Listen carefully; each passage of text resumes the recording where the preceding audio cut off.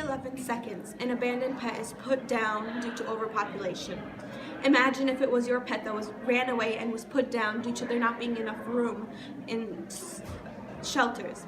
It is either that or the animals live in cramped cages, if not on the dangerous streets. As I have had many pets that I've loved over the years, I feel like this is an important topic that everyone should be made aware of to keep our pets safe. I have spent weeks researching this topic in order to find out the best ways to stop this problem. Many animals are cruelly killed each day, which can be lessened with adoption or neutering. Animals in shelters are being euthanized due to overpopulation because there's not as much room in shelters as there's animals coming in. The animals that are not adoptable or are sick are put down in order to make room for the healthy animals. Some people do not even try to act in a humane way when putting the animals down. This issue affects pet owners and the staff of the shelters alike negatively. As I said before, animals in shelters are being euthanized due to overpopulation. It is estimated that out of 6 to 8 million animals put into animal shelters within the U.S., 4 million animals are killed.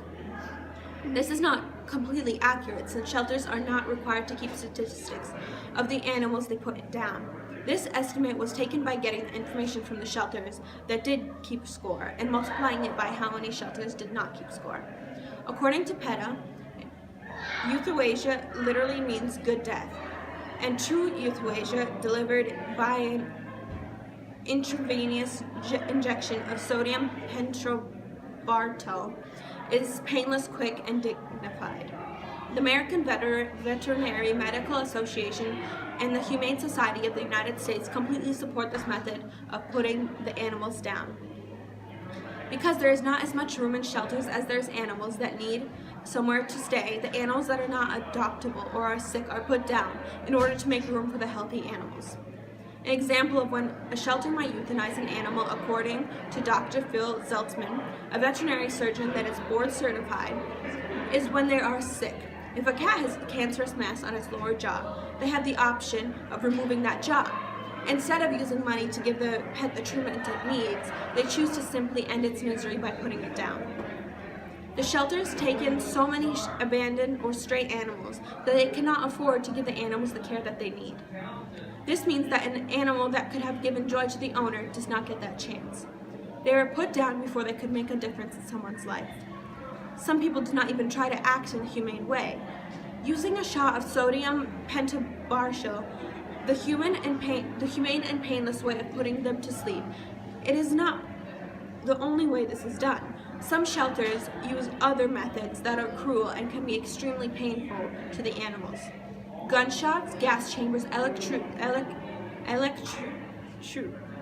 electricity, and decompression chambers are sometimes used by officials, which does not always work on the first try, letting the animals suffer 2 or more attempts. According to the Humane Society, gas chambers cannot provide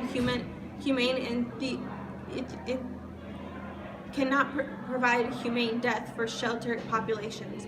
They pose grave dangers to staff, and they are more costly than using a shot of sodium pentobarbital. This issue affects pet owners and the staff of the shelters negatively. A lot of the animals that go into the shelters are pets that have escaped from their owners. They were not abandoned on purpose, and the owners usually want them back. If the owners do not claim them within a certain amount of time, the shelter has the right to put them down.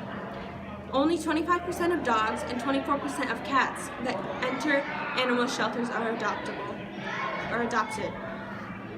The rest of them end up being euthanized.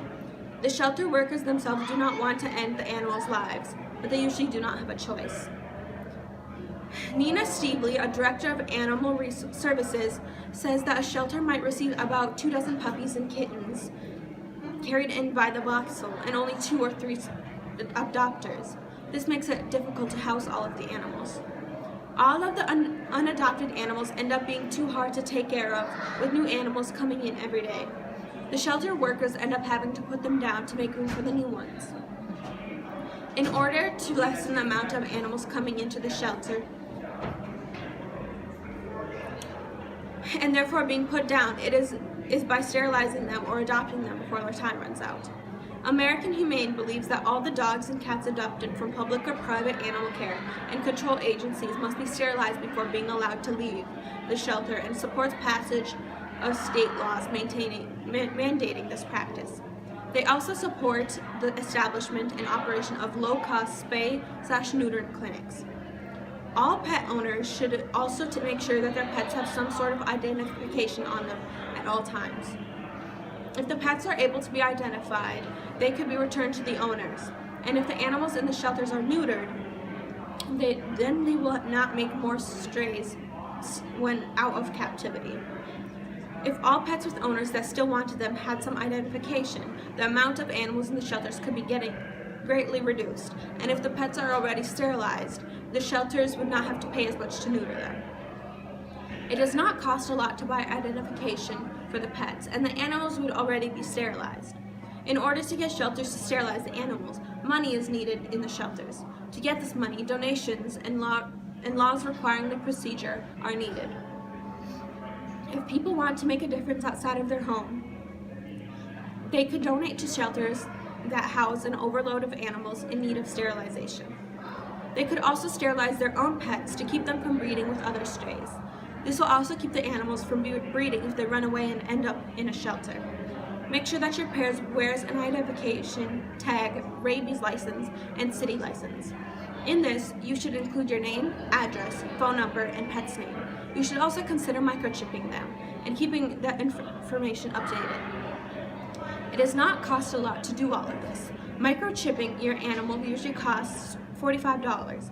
Getting a rabies license costs $10 to $20 and is mandatory with a fine of $250 if they are found without one, and with the actual rabies shot costing $20. The most expensive thing to do would be the procedure to get the pet sterilized, which is $200.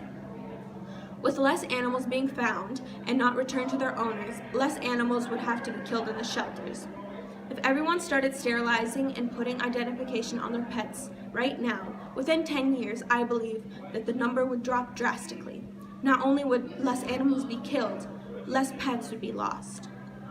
There are many animals being euthanized these days due to irresponsible pet owners. In order to fix this problem, we must start taking action. Imagine if it was your beloved pet that ran away when you forgot to put on its collar. No one could inform you of its capture, so you could not receive it from the shelter in time to keep it safe. No one will ever love you as unconditionally as your pet. Please take the right actions and don't lose them. Any questions or feedback?